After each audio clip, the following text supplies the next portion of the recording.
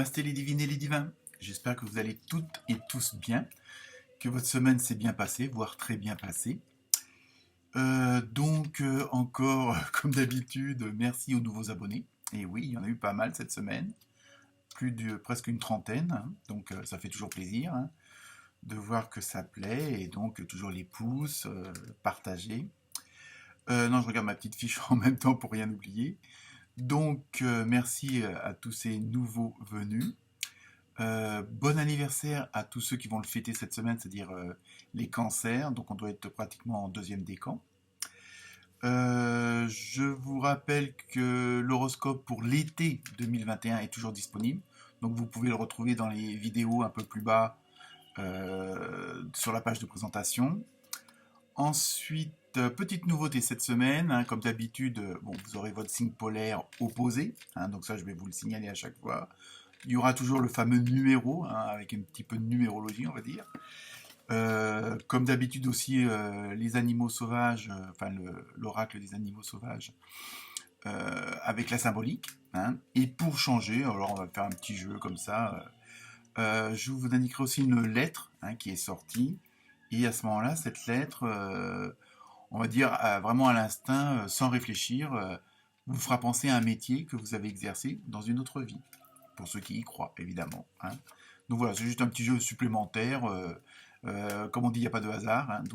Je vous fournis une lettre, hop, et vous, d'office, vous pensez à un métier et ça peut vous indiquer ce qui s'est passé avant, et peut-être que aussi ça va vous faire des petits déclics en se disant tiens, c'est bizarre, pourquoi j'aime ça, pourquoi je préfère faire ça comme ça, et ça peut être un petit renseignement supplémentaire. Je vous montre les jeux utilisés cette semaine. Donc le fameux oracle des animaux sauvages. Ensuite, je me suis inspiré, comme d'habitude, parce que je l'aime bien, le tarot onirique. J'ai pris aussi l'oracle des messagers d'Égypte, avec de très belles photos, enfin de très belles illustrations. Et un nouveau jeu, et oui, j'ai encore craqué, ça devient une obsession, l'oracle de Crayon, qui est pas mal, et vous verrez de très belles images. Et enfin, pour terminer, oui, là j'ai pris quand même un choix assez large, les cartes divinatoires du karma, hein. En général, comme je dis, il n'y a pas de hasard, et les cartes, quelle que soit l'origine du jeu, ont quand même une certaine corrélation entre elles, et une explication pour faire une petite histoire bien pour cette semaine avec les prévisions. Sinon, pour ceux qui auraient des questions particulières, un point précis, je peux toujours vous faire un tirage, hein, toujours en amateur, moyennant un petit, un petit quelque chose, hein. Je peux vous faire ça aussi par mail, hein, si jamais vous n'avez pas trop de temps. Voilà, hein. Et puis bonnes vacances à ceux qui sont en vacances et qui vont quand même regarder leur, leur horoscope, celui de leur ascendant, hein. Toujours comme d'habitude, prenez que ce qui vous parle, que ce qui résonne en vous, hein. Mais c'est bon, faut pas, c'est comme ça, il n'y a pas de but précis, mais bon, voilà, ça vous permet parfois, on est en train de se poser une question, une situation qui est un petit peu délicate, ça peut être toujours, ça peut toujours rassurer, puis ça peut toujours aussi orienter, hein. Comme je vous dis, il n'y a pas de hasard. J'essaye de vous transmettre au mieux les informations. Je vous souhaite une très bonne lecture pour cet horoscope du 5 juillet, et puis à très bientôt. Namasté.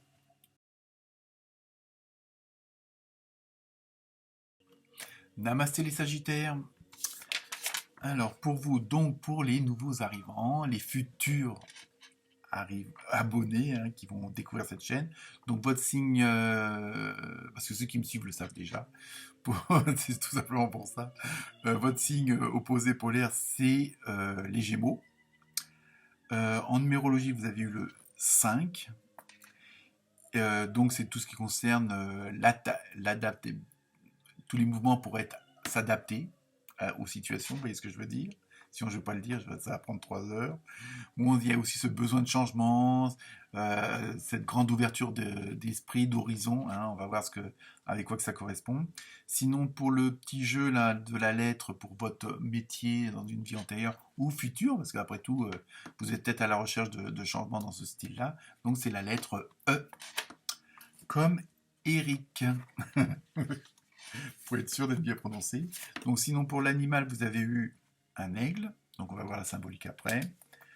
Pour le tarot onirique, vous avez eu le cavalier de coupe et le cavalier d'épée. Alors là, tout un programme. Pour l'oracle de crayon, vous avez eu jamais seul. Bon, c'est une bonne idée ça déjà. Hein, c'est une bonne chose du moins. Pour l'oracle des messagers d'Égypte, vous avez eu Thoth. Vous m'excuserez de l'accent. Hein. Et pour terminer, dans les cartes du karma, vous avez vu la charmeuse de l'air. Faut se méfier, attention. Hein. Donc pour vous, le fameux aigle.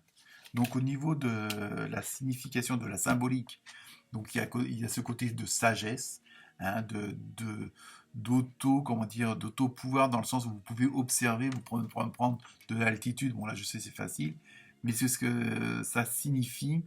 Et surtout, vous allez avoir une semaine où il va falloir prendre du recul. Et oui, une fois de plus, je suis désolé les Sagittaires, mais c'est pour mieux voir votre horizon. Je crois que déjà la semaine dernière, on était un petit peu dans les mêmes styles de cartes. Donc pour vous, cette semaine, les Sagittaires, il va falloir quand même que vous preniez, bon, il va falloir laisser les libres cours à vos envies, à ce que vous avez dans la tête, à ce que vous avez dans le cœur.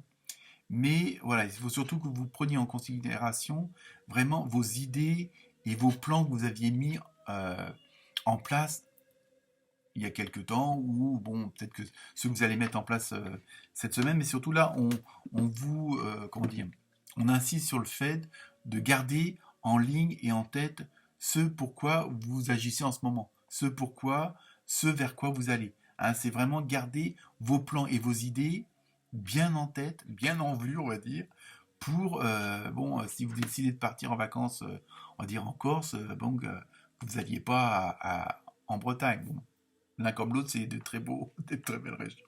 Mais voilà, c'est garder à l'esprit votre idée de départ.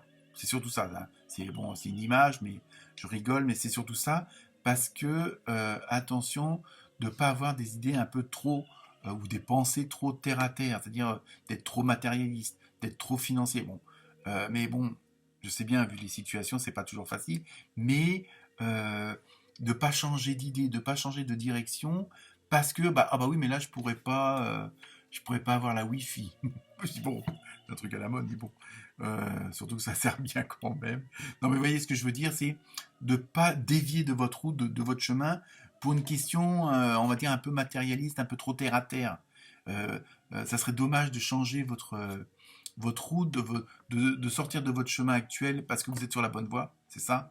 Hein, même si pour certains et certaines d'entre vous, c'est pas encore évident, mais c'est ça. Donc, parce que chaque chose doit se mettre en place. Hein, et en plus, comme je le dis souvent, on dépend d'un certain environnement, hein, que ce soit humain, social, matériel, enfin bon, financier et tout. Je veux dire, il y a plein de choses qui doivent se mettre en place pour que nous, on aille vers ce qu'on a envie, mais on dépend quand même de certains d'autres facteurs. Hein. Donc c'est pour ça que de pas trop essayer de changer de... Parce que soit ça va passer vite, soit au premier abord ça ressemble pas à ce que vous vouliez, mais à partir du moment où vous restez dans votre idée de départ, il n'y a pas de souci. Mais bon, laissez le temps au temps. Et c'est surtout ça, de ne pas essayer de tergiverser à droite, à gauche. Restez bien sur votre chemin. C'est là-dessus que ça insiste vraiment beaucoup. Parce qu'en même temps, vous avez quand même cette envie de vous ouvrir, de partir vers de nouveaux horizons. Donc, mais évitez de vous éparpiller. C'est surtout ça qu'on essaye de vous inculquer, de vous informer. Je vais y arriver, hein, vous inquiétez pas. Donc voilà, il faut vraiment que vous preniez, et en même temps, il y a ce côté où il ne faut pas trop céder à vos émotions aussi. Euh, alors ça ne veut pas dire qu'il faut être insensible à certaines choses, mais c'est dans le sens de pas céder à la panique, pas céder à la peur, pas céder à la confusion. À partir du moment où être dans l'hésitation, il y a ça aussi. Hein, et ça revient un peu avec l'histoire du début, c'est pour ça, à la rigueur, essayez peut-être de prendre un petit peu justement de recul avec ce fameux symbolique de l'aigle pour voir les choses dans leur ensemble. Hein. À ce moment-là, si c'est quelque chose qui est en rapport avec d'autres personnes, hein, que ce soit les collègues, le patron, les employés, la famille, essayez peut-être de vous isoler un petit peu pendant un petit moment pour vraiment faire le point et pour, comment dire, euh, interrompre, pour annuler tout ce qui est hésitation. Parce qu'à partir du moment où vous hésitez, vous ne prendrez pas la bonne décision. Donc il faut aussi que vous fassiez confiance en vous et que, euh, comment dire, parce que bon, je sais pas, vous avez peur qu'il y ait une certaine injustice. Vous avez peur que les choses soient pas assez précises, hein, parce que voilà, c'est ça. Donc, il faut quand même laisser les choses se faire. Hein, si vous avez semé vos petites pierres blanches là pour sur votre route, bah, continuez à avancer, mais comment dire, je regarde quand même la dernière carte là de la charmeuse de l'air.